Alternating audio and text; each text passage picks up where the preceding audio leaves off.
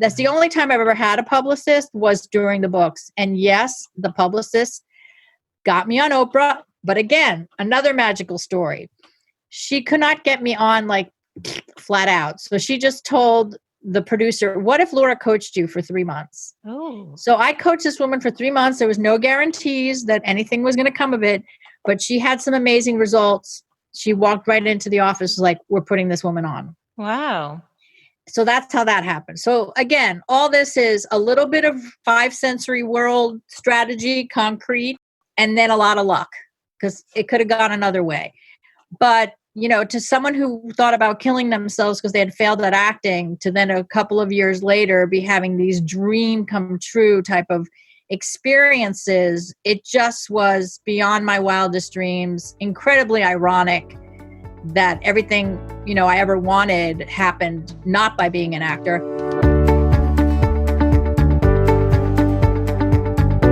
Welcome to the Good Life Coach podcast. I am your host, Michelle Lamoureux.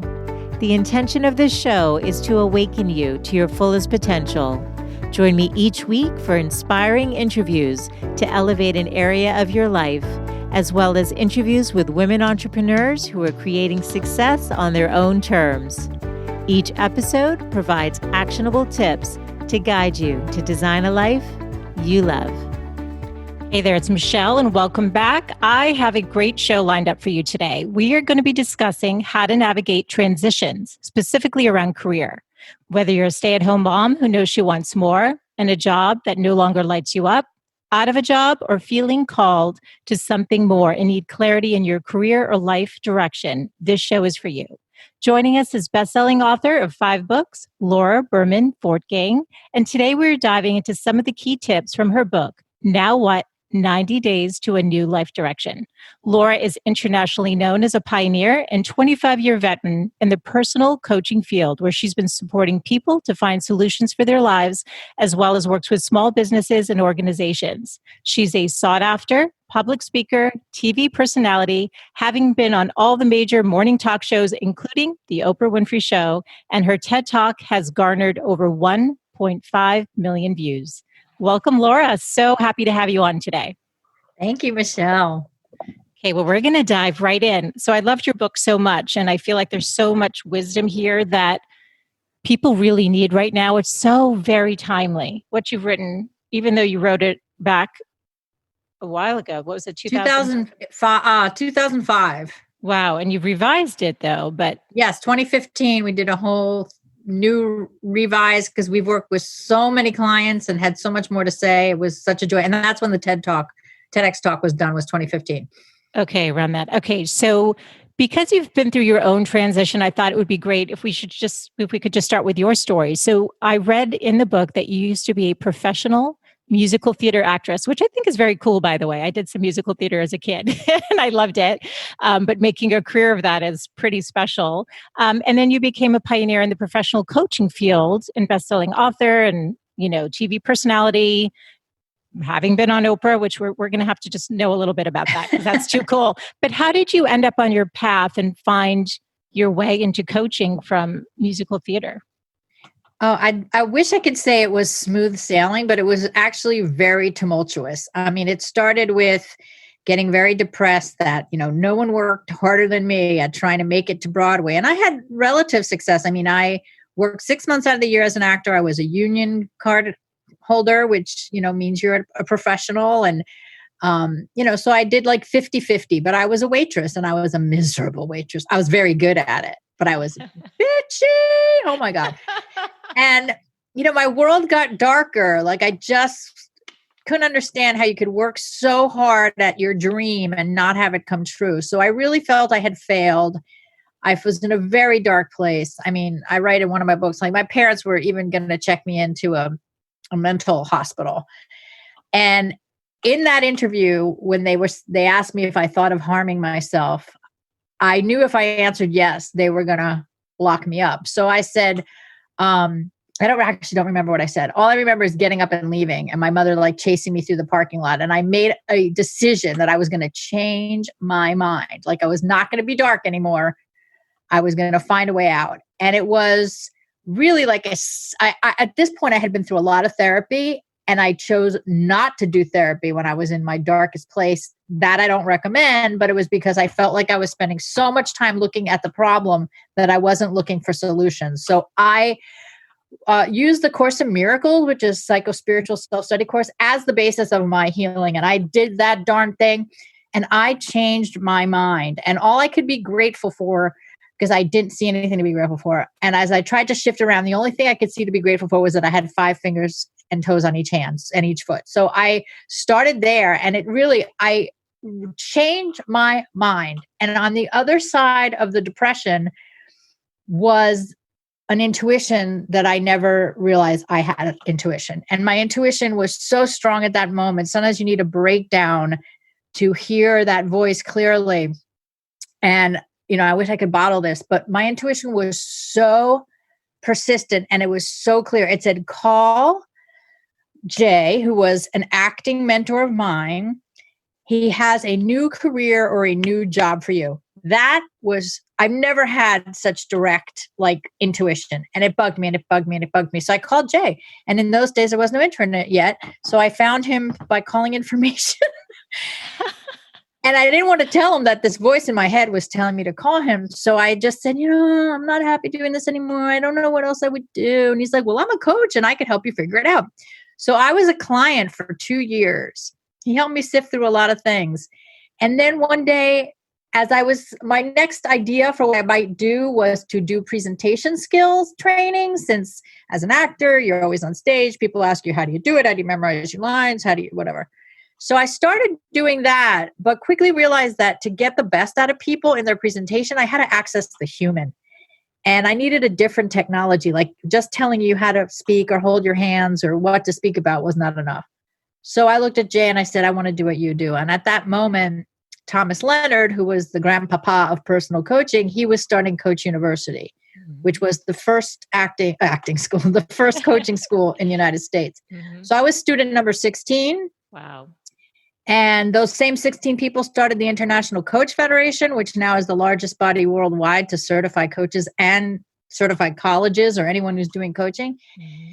And so that's a long story, but I want to point out 2 things. One, it came from great pain and surrender and giving up knowing anything. And 2, it came from listening and following my intuition and the other intuition I had was, you have killed yourself to be an actor. And with the level of devotion that you've done this, in the hardest profession in the world, if you just put that energy into the real world, quote unquote, you would succeed. And I was right. Within 3 years, I went from student of coaching to having a reliable practice. And there's loads of stories that go in there, but well, more than a reliable practice, right? I mean, at some point you ended up on Oprah. So obviously you did rise. And it's interesting because I think a lot of people, when they're doing something they feel called to do, like you did with the professional musical theater, and aren't making it in the way that they saw, can feel depressed. And sometimes the depression can be a wake-up call, or that nagging. You're in that job and it looks great on paper, but it just doesn't feel good. But your depression is what prompted you. Other people just stay stuck. They'd rather stay in the discomfort. And we're going to get, I think, into some of these tips that you have. But tell us some more about your story. So what do you think propelled you to the level that you did as a coach? Because it seems to me that you are somebody who does excel for greatness, right? You don't want status quo. You want to be exceptional about what you do. I aim high, whether I have the credentials or not. I sometimes aim high. I can sense that about you. So, you obviously did get to that level. So take us a little bit more on your journey. I mean, how did your practice blossom into what it became? Because you were a coach, like you said, when no one was coaching. I got certified about 16 years ago in New York. And even then, it was still not that mainstream like it is today.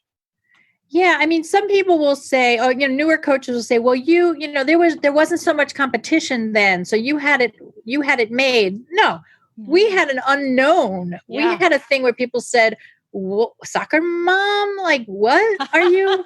What? And so, but I I kind of had like an evangelical quality to myself, I guess, because coaching had worked for me.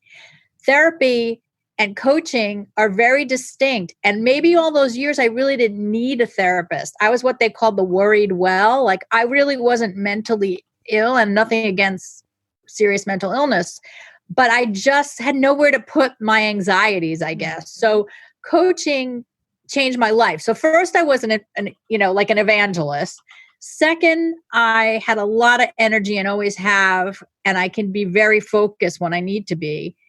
And three, I was fearless. I mean, like it was nothing compared to going in to sing and having people not like you just because you have curly hair and that you got rejected, right? So the rejection didn't scare me because they weren't rejecting me. They would be rejecting a concept that they never heard of. And the one thing that Thomas Leonard said that really stuck with me, he said, when you've coached 100 people, you'll know what you're doing. And I used to keep a little tally by the phone about how many conversations and how many people I had coached. And I remember the 100th person, like he didn't even hire me because in the consultation, we solved this problem. And I hung up, put the little mark on it and went, I know what I'm doing. So I think a lot of coaches nowadays that, they're worried about Instagram, they're worried about a following, they're worried about their online course, they're worried about this, they're worried about that. I feel like the number one thing you can do to be successful as a coach is to be really damn good at it. And a lot of people want to skip that step and it makes me very angry. But just be good at it. I mean, if you have a conversation with someone that rocks their world, they're going to be talking about you. And again, the other thing is that people think coaching is giving advice, and it's truly not. It's asking questions or examining things from a different point of view that then the person has the aha. I'm not giving you an aha. I am processing you. So I often say that coaching is not an industry expertise or a content expertise. It's a processing expertise. I know how to process you for you to get your own answers. But anyway, I don't even know if I answered your question. Oh, so how did I go from that to that? To Oprah. Well, the Oprah thing, I have to say, okay, so I hate when people talk about their success and they don't tell you how. It's like, oh yeah, it magically happened. Exactly. There was a lot of magic, I have to say. And when I see magic in my clients, it's because you're telling the truth, you're crystal clear, and you're just putting one foot in front of the other. Now, the hard part of that story was that I did get a book deal. Okay. We will give your guys the magic and the not magic. 1996, long time ago. Thomas Leonard was very generous when reporters called about the new coaching field that he was pioneering, and he'd give us the lead, like, call this reporter. So I called this reporter from Money Magazine. I'm like the 20th coach to reach out to her, and she said, I really don't need to talk to any more of you. And I said, wait, before you hang up, you need to talk to this client of mine who went from making $50,000 a year to $500,000 a year over 18 months. And she said, oh my gosh, right? So she talks to my client and says, in September, we'll call you to take your picture. So in September, when they called her, the person who was in charge of the picture no longer had a trail of who the reporter even was for that story. And they didn't know why they were calling this woman. And she said, they're doing a story on me and my coach. So this story that I was originally not included in became a story about me and her. And when that hit in December of 1996, I had 500 phone calls to my office. I had to make my mother pretend to be my secretary. I didn't even have an office. It was in my house. I had 350 people on a waiting list because they all wanted to make $500,000 a year. I had 3 publishers call me. The first one was like, have you ever thought of writing a book? And I'm like, yeah, sure. The second one, have you ever thought of writing a book? Yes. And the third one, have you ever thought of writing a book? Yes. Would you like to line up? I've had 3 calls today. Right. So I end up with a killer book deal with through the William Morris Agency. So if you're listening out there, that is one of the biggest literary and celebrity agencies there are. How did I get in there? My dad's best friend was a lawyer there.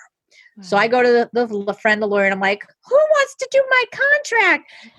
Let me tell you this. If you have a contract in hand to do a book deal, no one's going to say no to you. Okay. So it wasn't that I was any big scoop. It was other than I had a deal, who would like to do it. So Warner Books is like, great, we deal with you. And I said, no, you have to call my agent. And because Warner Books is thinking they're going to get me for nothing because I'm an idiot. I know nothing. Mm-hmm. And I said, no, William Morris. And they're like, what? And then I told them the agent's name, and they literally said a 4-letter word because they knew it was going to cost them. So I got a tremendous book deal. And I want all of you out there to know I reinvested every dime in it in marketing the book. You think it's hard to write a book? Marketing a book is a full-time job. Mm-hmm. I invested every penny into marketing. And that's the only time I've ever had a publicist was during the books. And yes, the publicist got me on Oprah. But again, another magical story. She could not get me on like flat out. So she just told the producer, what if Laura coached you for 3 months? Oh. So I coached this woman for 3 months. There was no guarantees that anything was going to come of it, but she had some amazing results. She walked right into the office like, we're putting this woman on. Wow. So that's how that happened. So again, all this is a little bit of 5 sensory world strategy, concrete, and then a lot of luck, because it could have gone another way. But, you know, to someone who thought about killing themselves because they had failed at acting, to then a couple of years later be having these dream come true type of experiences, it just was beyond my wildest dreams, incredibly ironic that everything, you know, I ever wanted happened not by being an actor. And in 10 years after that, I realized in the writing Now What, that when I was an actor, asked about at a scholarship scenario with that guy that ended up being my first coach, there was a scholarship for a program, and they asked me what would be possible if you were successful as a performer. And I thought I had like the Miss America Girl Scout answer, like, you know, the perfect answer. Being an eldest child, I had to have the right answer. And so I stepped to the microphone and I said, you know, if I were successful as a performer, people would see me on stage and be inspired to change something in their life. They'd be moved by a play in a way that made them uncomfortable and change something in their world. And if you look at the answer to that, which didn't hit me till 10 years later, the true reason I wanted to be on stage was to cause change in people and to influence them and to have them transform by living through a piece of theater. And so now I put on my own theater. This is so We're doing good. theater right now. Oh my goodness, Laura. Okay, so a lot of what I'm hearing, though, is intuition guiding your path, but having the courage to follow through when that voice was going and follow that next step, and allow things to unfold. And then I love the word magic that you're using. I mean, a lot of those are either the synchronicities or things aligning in your favor. So do you believe that when you tune into, in the book you call it your sixth sensory, right? Which is the world. Yes. Your like we do 6 sensory career coaching, not 5 sensory. Right. Which would be really tuning into that intuition, because I believe that life is about remembering. Like, I think it's planted, and part of our path is to kind of brush away all those cobwebs and the voices and everybody wanting us to be something and bending and twisting and trying to be something else. And then ultimately coming back to ourselves. And you had the dark night of the soul, if you will, and then you emerged and had. I call that the life blueprint, which is in the book. Like what you're saying, of like it's kind of in there, but you have to get rid of the social mores and all the constructs and find you. I call that the life blueprint, exactly. So, you know, I see it with clients all the time. Like luck and synchronicity come when you are aligned with your soul. When you're not doing things for all the 5 sensory reasons, meaning I got to pay the mortgage, I got to do the college for the kid. Like all those things are true. I mean, believe me, my husband and I are both self-employed. We take high risks and sometimes we've gotten screwed financially, but you know, we have risked all those comforts that people who have a paycheck have, but the rewards most of the time by aligning with your intuition and your sweet spot of what you know you can give the world, I do see rewards for it. I do. And, you know, but funny enough, it's not always about making more money. Sometimes when people make a change, it's about less money. But then if you have all the money in the world and you're miserable, what's that? Is that your criteria for happiness? No. So I see more people willing to, make a little less, be more prudent, but be doing something that they feel great about every day. And that's where I get down to the difference between what you do and who you're being. Like the motto of Now What is career satisfaction doesn't come from what you do. It comes from who your job allows you to be. I love that. That's a quotable. And I know Oprah was quoting you on that episode because I watched the clip. I love that. Oprah like my perfectionist quote. What's a perfectionist? Oh, that's very cute. Well, Laura, people are going to be like, okay, well, help me now, Laura, because this sounds great. And I want to be on that path. I want that magic in my life. It's interesting because you revised the book after 9/11, right? Was it after a few years after? The book was written as a result of 9/11. Oh, right. I'm sorry. The book was written as a result of 9/11. And then in 2015, you updated it. Yeah. Okay. But we are now in a pandemic. And I feel like it's especially timely right now because a lot of people are out of jobs and they're doing a lot of soul searching right now. So I'm wondering, based on your experience and what you've written in the book, can you share, you talk about there are 3 blocks that people have when trying to figure out what to do. How do they navigate that? Yep. I call them the 3 blocks to clarity, right? So a big one, I'm skipping to number 2. A big one is identity. So like if you are just mired to an identity, like I'm a white collar executive, or I'm just a mom, that's an identity. Or, I never went to college, so I can't do da, da, da, da, da. I mean, the list goes on of identities that people cling to, like that's why you can't see yourself as anything else because you are so wedded to that identity. So it requires looking at it almost like an egg. And if you don't like eggs, you don't like this example, but bear with me. An egg, every egg of every animal, every size and shape, right, is basically like the same, right? It has a shell and you open up that shell and there's the golden center inside. Well, the shell is everything that can be taken away. The status, the title, the car, the salary, the admiration from other people, maybe your Jewish grandmother's so proud that you're a lawyer, whatever. All that can be taken away. The part that can't be taken away is the golden center. So let's say we use the example of a lawyer. You put years into it. Yeah, you're still in debt from it. Yeah, you went to Harvard and you want to keep that prestige. But if you hate it, then let's take the yoke of that. What did you get? You're a highly analytical thinker. You're probably a great communicator, verbal and written. You may have a high sense of justice or fairness, or you want to protect the little guy. There's pieces of that can move forward, and it doesn't have to be in the package, in the egg of lawyer. So that's how you break through the identity crisis. I mean, I often say that there's no such thing as a career crisis. It's really a spiritual crisis. You are off your game as to who you are. So that golden center is the who, the shell is the what, right? So that's one of them. Another block to clarity is that you just spend way too much time complaining about what you hate. So therefore you have no ownership of what you do want. But very simply, like if you hate your boss, there's something you want. What do you want? You want someone who respects you, let's say, right? So instead of walking around saying, I hate my boss, I hate my boss, I hate my boss, I hate my boss, you want to wake up every morning and go, I want to be respected. I want a boss that respects me. That itself shifts your energy from victim to I'm on a path to find something.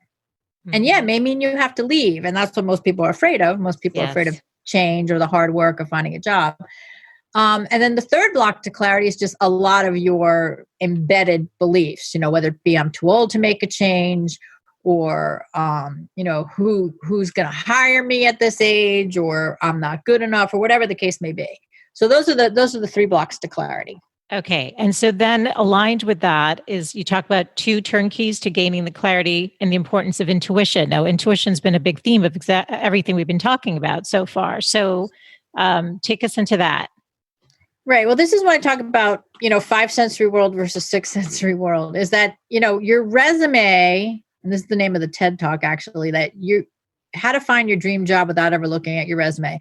Your resume is the worst indicator of what you should do next. It's just a chronological business case for why you would take the next step in the same career. So the turnkeys to the Now What program and my methodology is that we don't look at your resume, we look at your life story. And your life story will give me clues as to those things that need to move forward with you, or those things that you made decisions about that no longer fit you. So I talk about in the book a woman who she was a top salesperson. she felt like she was losing her mojo, and she hired me to help her get her mojo back. And I'm like, I don't think it's about that. And her vow, a lot of people make vows, right? So she made a vow that she wasn't going to be a teenage statistic because she had gotten pregnant as a young woman, had to give up a basketball scholarship and not go to college at first. So she swore, I will not be a teenage statistic. So yeah, she succeeded at that.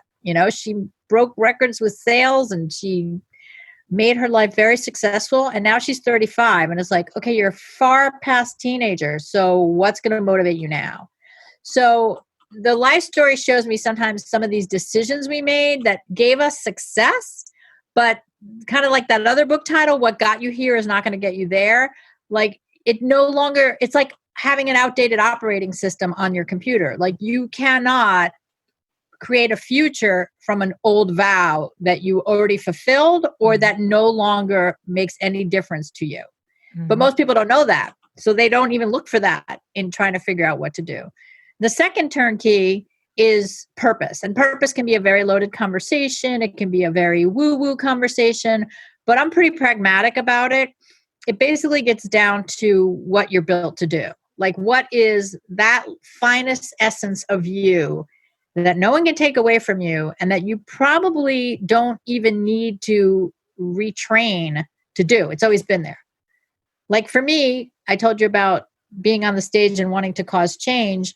I was also, as a waitress, the person who everyone came to figure out how they were going to get to their dream, right? So Wait, while you were waitressing? Yes. You were coaching while you were waitressing? Yes, I was coaching without realizing. Okay. Unbeknownst to me. Okay. That because the waiters and waitresses that I work with saw me, very disciplined, going to those 5 a.m., stand in line, wait in the rain for a number, audition calls, then show up at work at 4 o'clock, work all night and do it again the next day. So they always saw like I was so committed. So we had someone who wanted to be a restaurateur, someone who designed men's ties, someone who wanted to be a music writer, like pop music. List goes on. And indubitably, these people would sit me down at some point and go, how do I do this? And I'm like, what do I know? How do I know? But this guy had his ties in Barney's, New York. This woman had a restaurant in Martinique and St. Martin. And the other guy had a music career. Now, I don't take Wait, you help coach them to have. No, I was going to say, I don't take credit for any of it. I just help them see the forest through the trees of how they were going to get there. So anyway, back to purpose, like there are things that each of us naturally do in our life that may have nothing to do with our job description that is pointing towards your sweet spot that we want to now help you move forward with. So that's why I call the life story and the purpose conversation the turnkeys to the Now What program. Okay. And you also talk about like a through line that you have in your life. Oh, golden threads. The golden thread. And I think of it as a through line. That's how I always think of it. Yes. I've noticed patterns. And then as I've coached and talked to other people, I'm like, look at these things that you think are isolated and how they somehow come together that creates this magic. Can you talk about that? I love that. I love golden threads. I love the way. Yes, that's one of the things I look for in people's life stories. And probably, the best way to talk about it, I'll take the piece out of my TED Talk where I had this guy who was like, oh, I've gotten every dream I ever had. So your theory doesn't work. And I can't figure out what I want to do. And I was like, okay, what do you want to do? He wanted to do something around extreme adventure travel in nature. And he just could not reconcile it with currently being an advertising executive. So I said, okay, let's look at all the dreams you ever had that you succeeded at. His first dream was to be a magician when he was a kid, and he succeeded at that.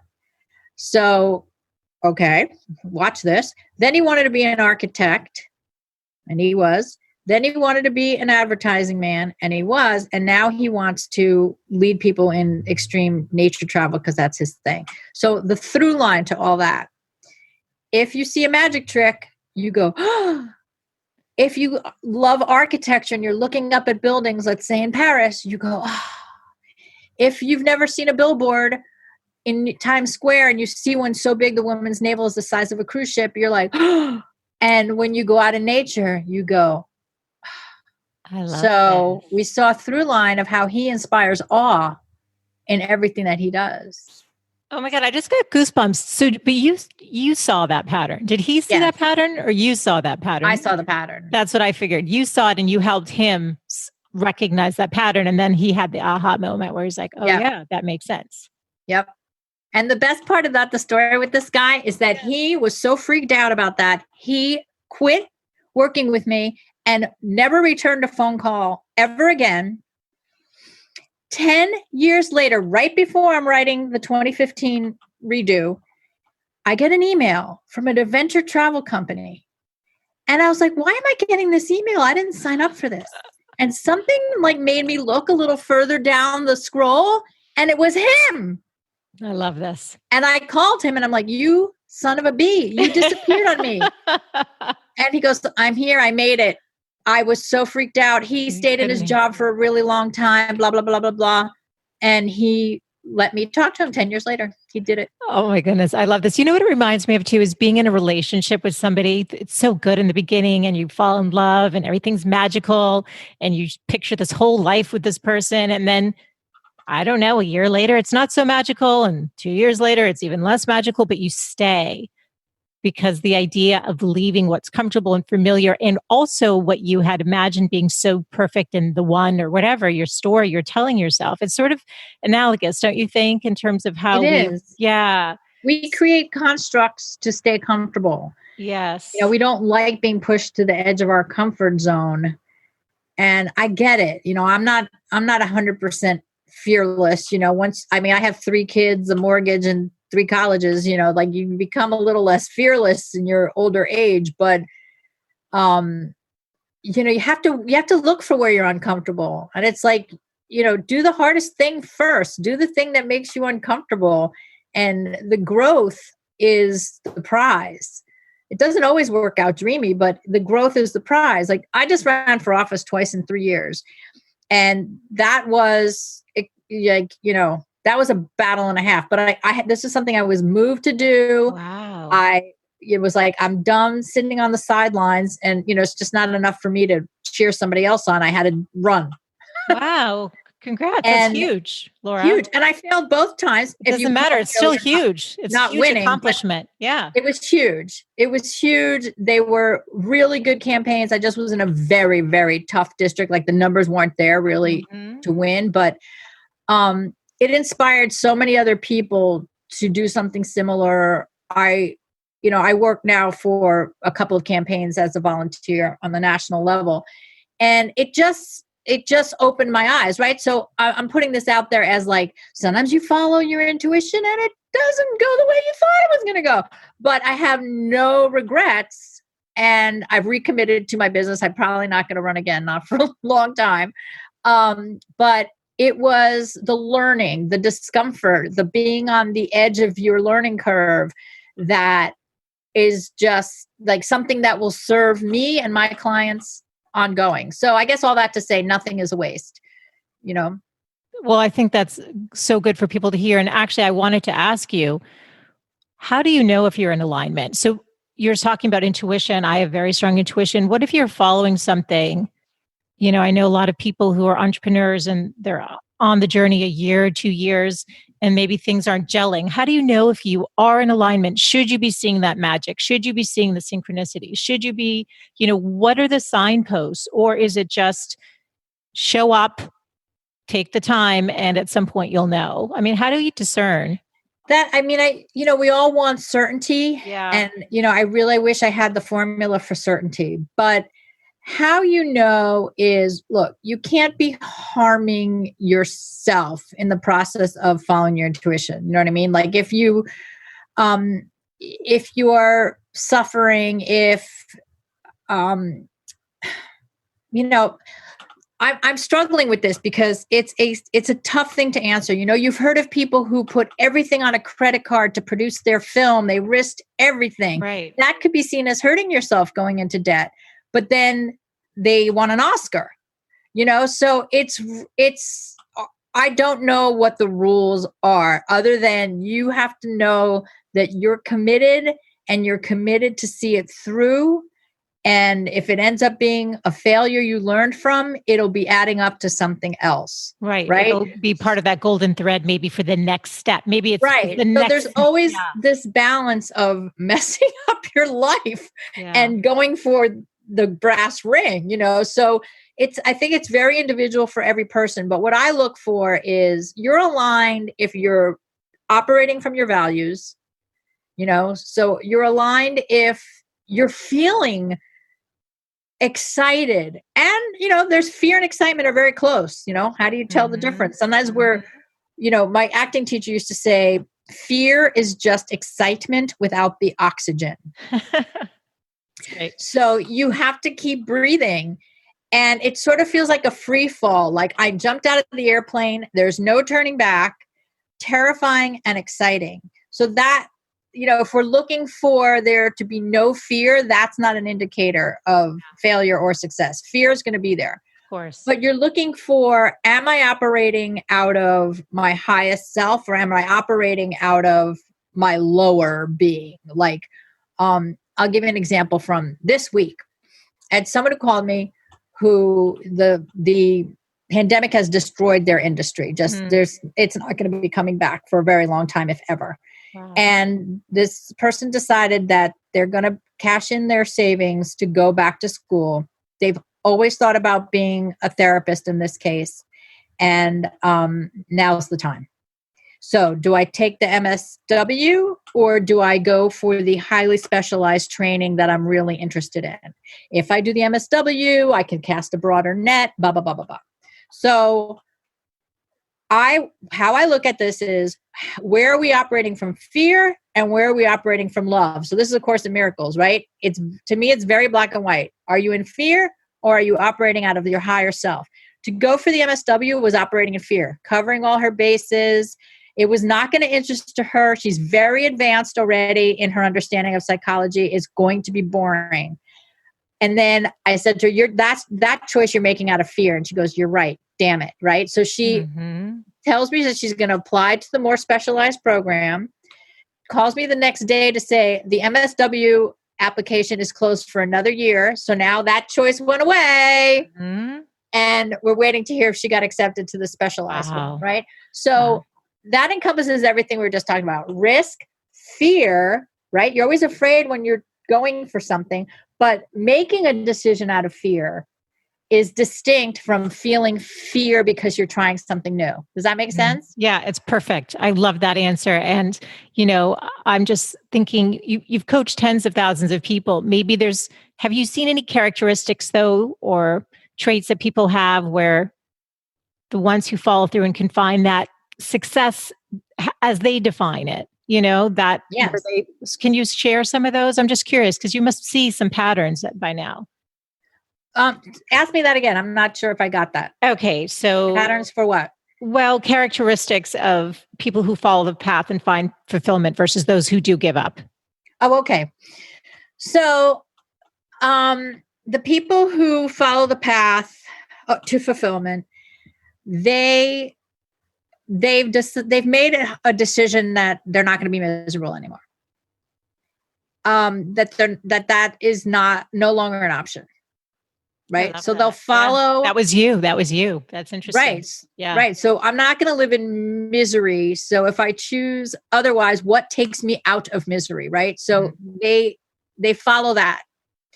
The other, I call it also like, what's your criteria for happiness? And it's not like the happiness of having a smile on your face every day, but the criteria for happiness being, can your basic needs be met? Right. Because we're not happy if we're living on the street. Can your basic needs be met? And can you honor the things that are important to you, like having integrity or having honesty in what you do or helping others in what you do, right? So the criteria becomes, again, more internal criteria than external criteria of what the world expects from you. Mm-hmm. Does that make sense? Yeah, it totally does. And it makes me question, though, then does somebody...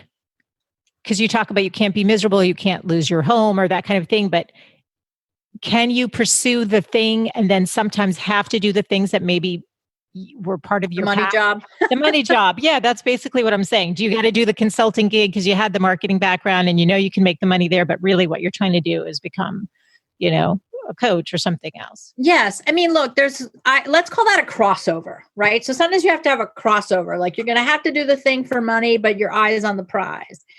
And eventually there'll come a place where you resent the consulting job because it's taking away from your coaching practice. And you may not yet have a full coaching practice, but if you took away that consulting, you'd finally have the time to get it to where it needs to be. So there's usually a breaking point time when you're doing those crossover type things. Mm-hmm. And that's when you take the leap of faith. So you don't have to do it blind, like cut off everything and go for the gusto. Yeah. You can have a crossover where there'll be a breaking point where you can no longer do both. And then you'll choose the one that you want most and take that risk. Okay. That's good. And I know a lot of entrepreneurs who've come on, some of these really high level 7-figure entrepreneurs who've just jumped off the cliff because that's actually their personality. That's the only way they know how to do it. And yes. And, right. Yeah. Exactly. So, I'm going to be, I don't try to stop people if they're that way, but I'm going to question, what makes that okay for them. And if it's okay for them, it's okay for them. That's right. Yeah. So let's talk a little bit more about intuition, because I do think it's so important. So for you, and I get this too, where you just get that voice and it won't stop and the message is the same and it's very simple and it's over and over. For me, sometimes it's call a friend, call this friend. And it's somebody I haven't talked to. It just happened actually last week where her name was coming so strong, Laura, that I had to pick up the phone. Like we don't call, we text if anything. And I texted her, I'm like, are you okay? I just didn't even know why I was writing that. She had an emergency appendectomy the day that the voice started.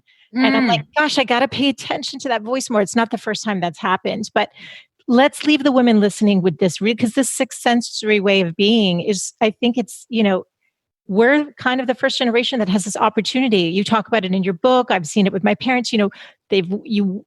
The generations that have worked so hard just to create this foundation for us now to really live our soul's journeys, right? So yes, we are very privileged. We are so privileged, but it creates sometimes pain because we're still holding on to some of these old patterns. And I think sometimes it's even, I don't know if this is true, in our DNA. Like I really feel like it's embedded. No, I mean, it's known that you can pass on, trauma through DNA.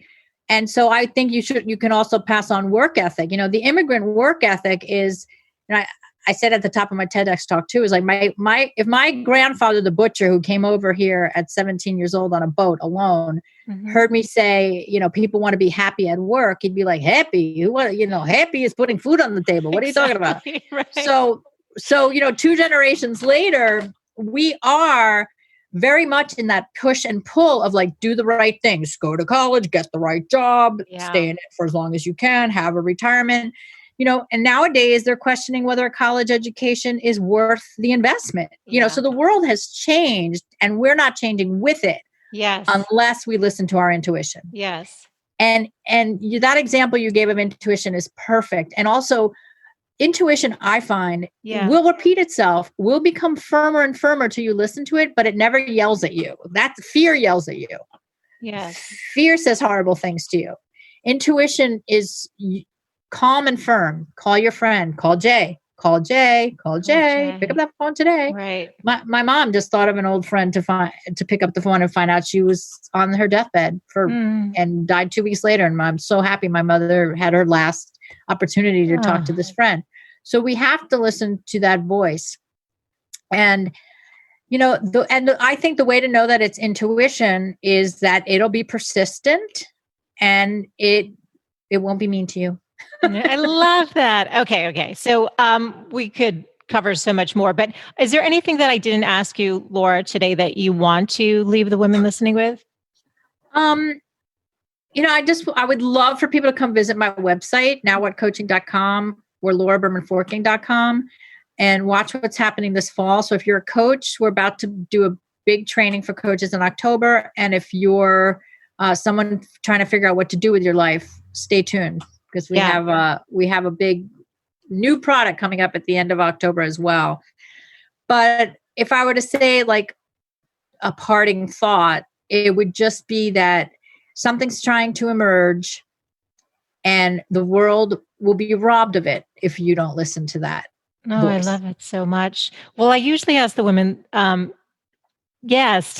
my guests to leave the women listening with their 3 best tips for living a good life. So I would love to hear your thoughts on that. Our conversation has been so rich. I think that to help this emerge for people, I'd say the 3 tips are learn to say no. Be comfortable with saying no to the things that don't bring out your best. Put yourself at the top of your priority list. And I have children. I know how hard that is. I've been through all the stages, but doing your best to give yourself you time so you can hear that voice of intuition. Mm-hmm. And finally, stop undervaluing yourself. I love it. Yeah. You've got to value yourself enough to, when you hear that intuition, you make it a priority to act on it, despite all the things pulling at your attention. This has been an amazing conversation. And this whole show is about awakening to what's possible and to listen to and follow through on those, I call them sometimes little whispers that are in our minds, and to really honor those. So this is so aligned with that. And I'm deeply grateful for your time. Where can people learn more about you and your work, Laura? Again, those websites are nowwhatcoaching.com and laurabermanfortgang.com. And I'm on Instagram, LinkedIn, Facebook. Come find me.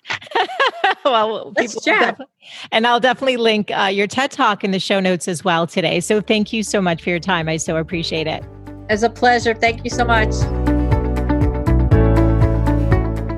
This is Michelle Lamoureux, and you've been listening to the Good Life Coach podcast. Now remember, all of the show notes can be found over at thegoodlifecoach.com. Now, I have one favor before you sign off today. If you've benefited from any of the shows that you've listened to and really enjoyed the content, would you be kind enough to take just 1 minute and rate and review the show over on Apple Podcasts? It's how I know what's resonating with you, and also it helps other women find the show. Thank you as always for tuning in, and I look forward to reconnecting next Wednesday. Bye for now.